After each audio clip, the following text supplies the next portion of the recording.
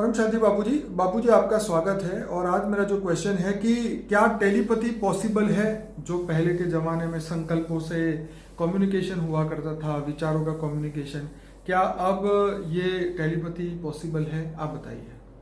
देखो, पहले के ज़माने में जो ऋषि मुनि होते थे, एक दूसरे को संकल्प पकड़ के संकल्पों से बातचीत करते थे, दूर बैठे हुए भी मन की बातें भी जानते थे, उसका भविष्य भी देख लेते थे, उसका भूतकाल भी देख लेते थे और प्रेजेंट भी देख लेते थे।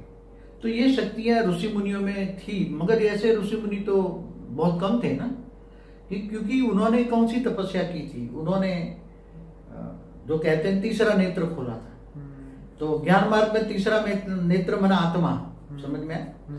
कुंडलिनी जागृत करके, 7 चक्रों को जागृत करके, कई जगह 114 चक्र भी बोला है, कई अलग अलग चक्र बोले हैं, मगर हम इन चक्रों में टाइम वेस्ट नहीं करेंगे। मगर हम सीधी सादी बात करेंगे, टू द फॉरवर्ड, और परम ज्ञान की बात करेंगे। परम ज्ञान ये कहता है कि तुम आत्मा हो। आत्मा मना आज्ञा, 8वां आज्ञा चक्र। तुम आत्मस्वरूप बनो, तुम आत्मस्वरूप बनो। तो आत्मस्वरूप बनते ही तुम्हारी आत्मा में जो पावर चाहिए वो पावर लाने के लिए तुम्हें ज्ञान मिलेगा। और पहला सब्जेक्ट ज्ञान चाहिए, परम ज्ञान चाहिए।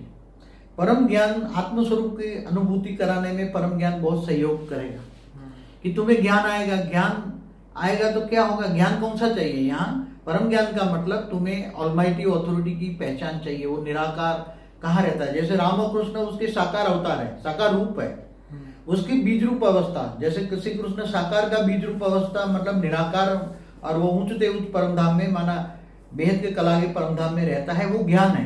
तो तुम आत्मा और परमात्मा कहते हैं ना, मगर वो बेहद की कला का परम परम परम आत्मा है, बेहद का परम परम परम महान आत्मा है, समझ में?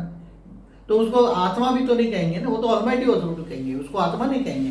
परमात्मा तो एक, जैसे शिव है, शिव को परमात्मा कहेंगे, महाशिव को महापरमात्मा कहेंगे, परम महाशिव है, परम परम महाशिव है। जैसे कोई यूनिवर्स का मालिक है, गैलेक्सी का, तो मल्टीवर्स 100 कला का मालिक है। तो ऐसी तरह ये बेहद की कला का रचयिता है, बेहद की कला का विश्व कितना बड़ा है, ये ज्ञान आएगा।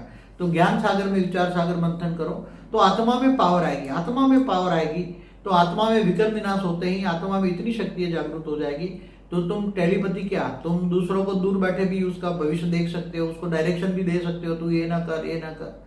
मगर आत्मा में जब परम ज्ञान आता है तो वो आत्मा केवल विश्व कल्याण के लिए अपनी शक्तियों का प्रयोग करती है। उसके अंदर सत्व भावना आ जाती है, विश्व कल्याण की भावना आ जाती है।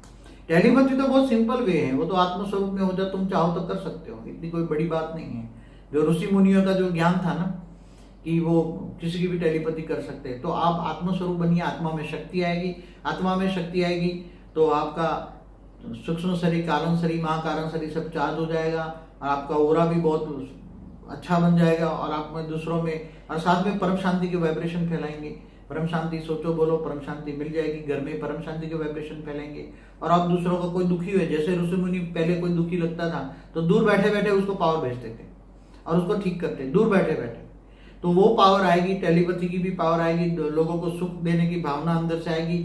तो ये सब भावना अच्छी भावना है। आजकल डिस्टेंस हीलिंग के बारे में भी बहुत चल रहा है कि दूर से बैठे आपका फोटो देख के ठीक करने वाले बहुत सारे लोग हैं, जो आपने बताया पहले ऋषि मुनि किया करते थे। हाँ, तो अगर आत्मा में पावर है तो आत्मस्वरूप की अनुभूति है, और ऑलमाइटी ऑथोरिटी से, पावर हाउस से कनेक्शन जोड़े, कनेक्शन माना योग, और वो तुम्हारा ग्रेट, सभी आत्माओं का ग्रेट ग्रेट ग्रैंडफादर है। और ग्रेट ग्रेट ग्रैंडफादर समझ के रिलेशन जोड़ के प्यार से, जितना प्यार होगा इतना पावर आएगा। और एक ही रिलेशन जोड़ना है, ग्रेट ग्रेट ग्रैंडफादर। तो आत्मा में बहुत शक्तियां आएगी।